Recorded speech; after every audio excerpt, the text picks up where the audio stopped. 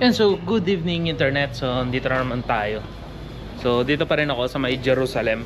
So ngayon naman is papasyalin natin itong lugar na to. So tatawagin natin itong gabi ng Jerusalem.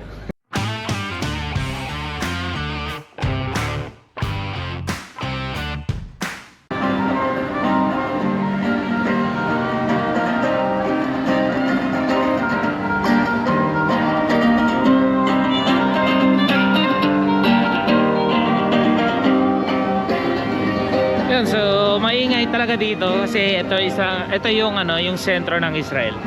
Ito kumbaga yung pinakamalaking city na. Ang grabe, sana ganito ganito kasaya sa gabi sa village namin doon sa Bushab. So ayun, so ito na yung last night ko dito sa Jerusalem. So susulitin ko na kasi pagkatapos na ito, back to reality.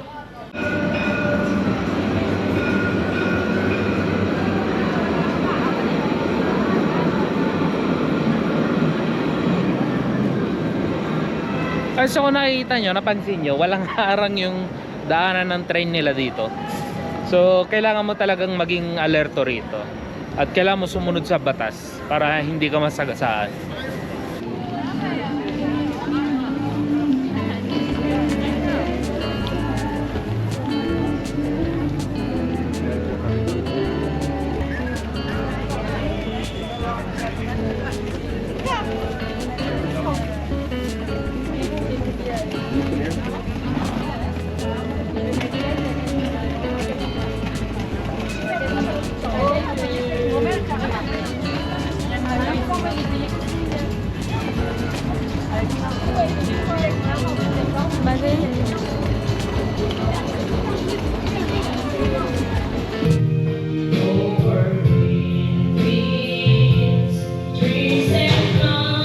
Ay, so nakabili na ako ng pagkain ko. 2 kanin, 1 order ng isda, tsaka 1 order na pusit, tsaka tubig.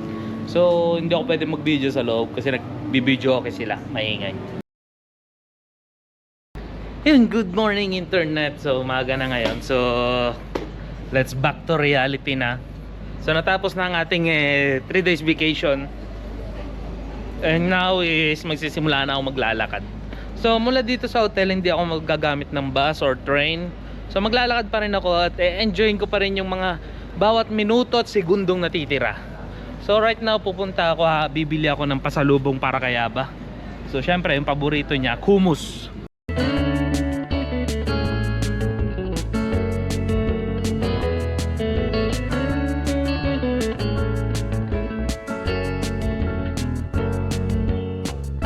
Ay, nahanap ko na kung saan yung paborito ni Aba na bilihan ng hummus pag nandito siya sa Jerusalem. Sabi niya sa akin, mga 10 years ago.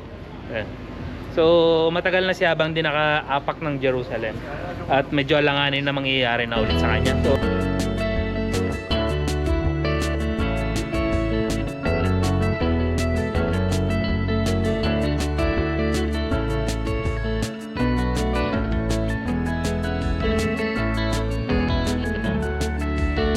so nabilang ko na si Aba ng hummus na gusto niya. So ito yung pa-surprise ko sa kanya, pasalubong. So dito sa Israel, binibilang ko pa rin pasalubong si Aba.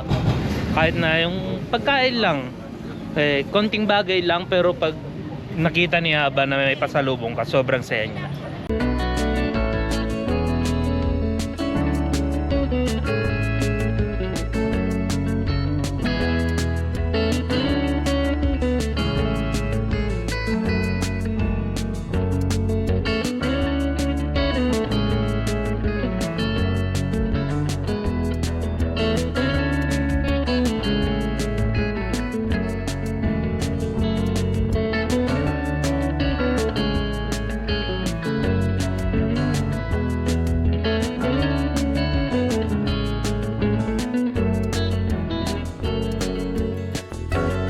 Kung nakita nyo, naglalakad lang ako sa mga kanto kasi ito yung mga shortcut, yung mga pinakamabilis para maglakad. So hindi ko alam kung anong oras yung bus ko Basta pupunta na lang muna ako doon kasi hindi ko pa tinignan yung mapa ko. Punta na lang ako doon and doon na lang ako magtatanong. Dito sa Jerusalem, pag mga ganitong oras, wala masyadong makikitang tao kasi karamihan nasa trabaho na sila. Yung iba naman ano, sa school. So kahit mga matatanda rito, nag-i-school sila.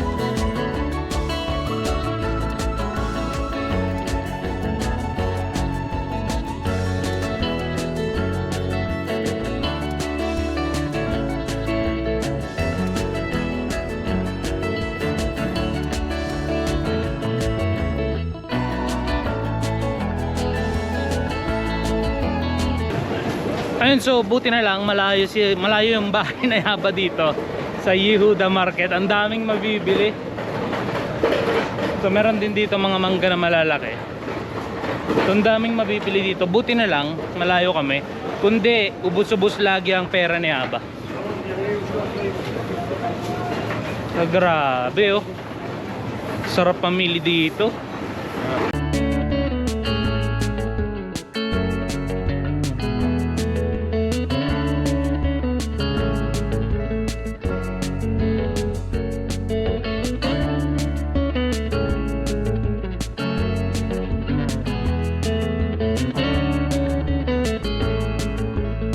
Grabe, tapos ang mumura pa dito. Sa Ashkelon, grabe sa mahal. Dito mura. Kaya nga lang, hindi ako pwedeng bumili kasi mabigat na yung bag ko. May laman ng mga delata. Hirap naman magbiyahe pag marami kang bitbit.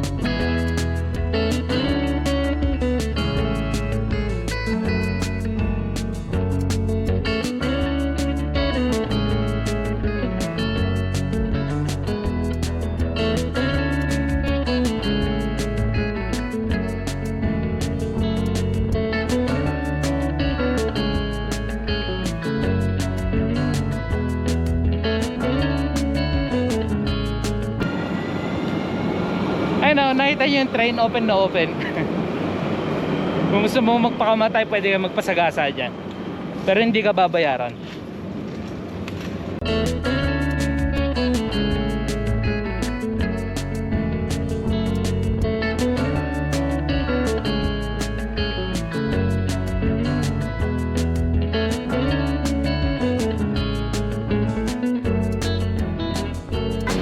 Ayun, so alam nyo ba na dito sa Jerusalem yung mga pulis nila ay hindi lang sasakyan at motor ang gamit.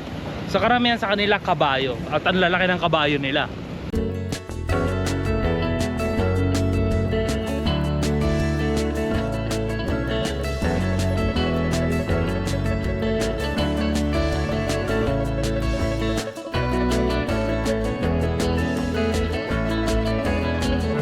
Eto oh. Di ba? Akala mo pag sinipa ka minsan na ito, Sigurado lipad ka.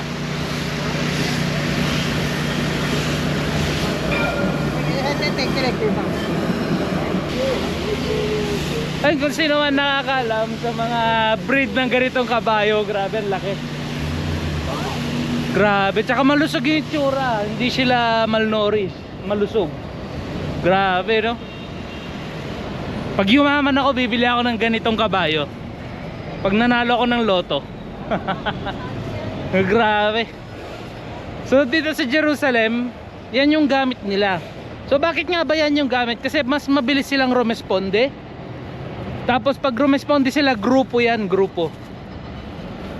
Kaya nga lang ngayong oras na to, wala tayong makikitang grupong nagro-ronda na nakakabayo. So yan, dalawa yung magkasama doon. Baka inaantay nila yung kasama pa nila.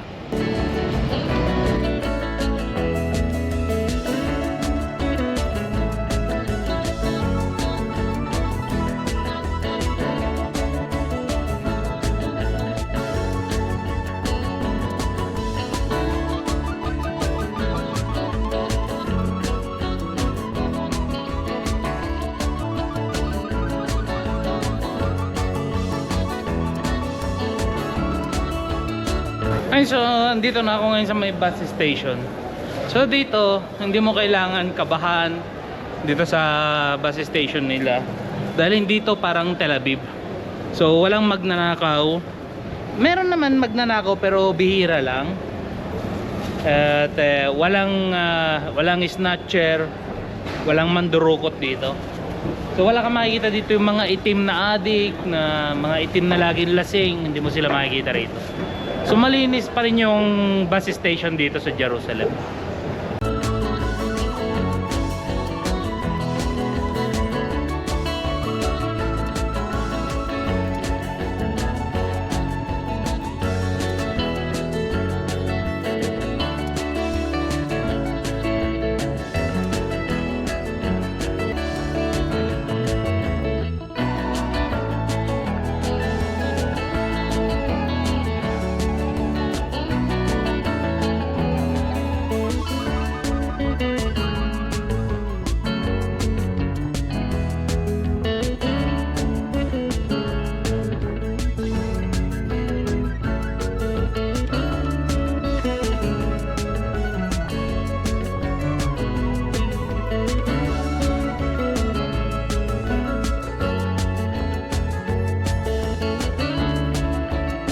Ayun, so nakababa na ako dito sa may bus station ng Ashkelon. So aantayin ko na lang yung bus ko. Ang problema sa bus ko, mayroon pa akong more than 1 hour na mag-aantay. So siguro maglalakad-lakad na lang muna ako, titingin ako ng mga prutas. So ito yung bus station. Tapos ito yung clinic kung saan lagi kaming pumupunta ni Aba. So kumbaga yung Ashkelon is parang sisiw ko na ang Ashkelon. halos 70% kabisado ko na ang Ashkelon. Dahil dito naman ako nagda-drive, dito ako nagmamaneho, lahat. So lahat ng pasyal namin ni Aba is Ashkelon. So yun lang ang problema dito sa Ashkelon. Actually lahat ng mga lugar dito mabilis lang yung mga bus nila. Ang matagal lang talaga yung papunta sa amin. Dahil kung nakita nyo man dun sa pinaka unang video ko, yung pagbiyahe ko papunta ng Jerusalem, ako lang ang laman ng isang malaking bus. Ako lang yung laman niya. So wala nang iba.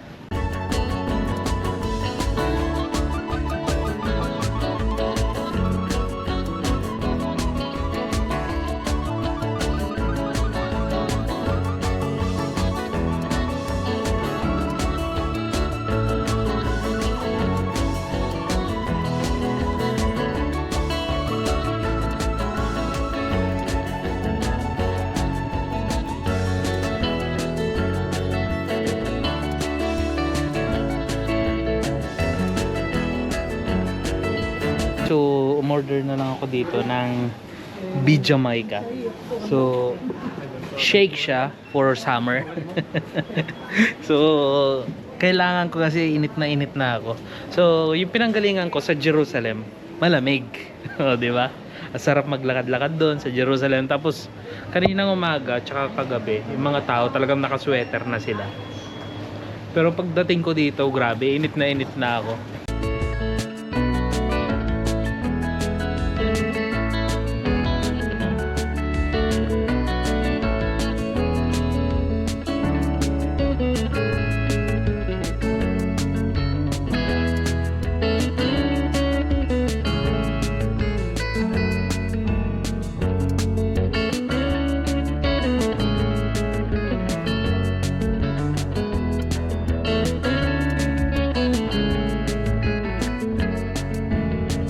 Welcome back, Mushab!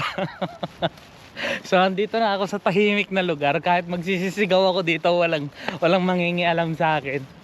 So, wala na makikita mga maraming tindahan, wala nang mga Pilipino. Yun. Pero makakasama ko ngayon si Aba. So, mag-i-start na naman mamaya. As in, magpapahinga lang ako ng 1 oras, then start na ulit ako magdadrive. Dahil gusto niya Abang lumabas. So bibigyan niya lang ako siguro ng mga 30 minutes para makapagpahinga.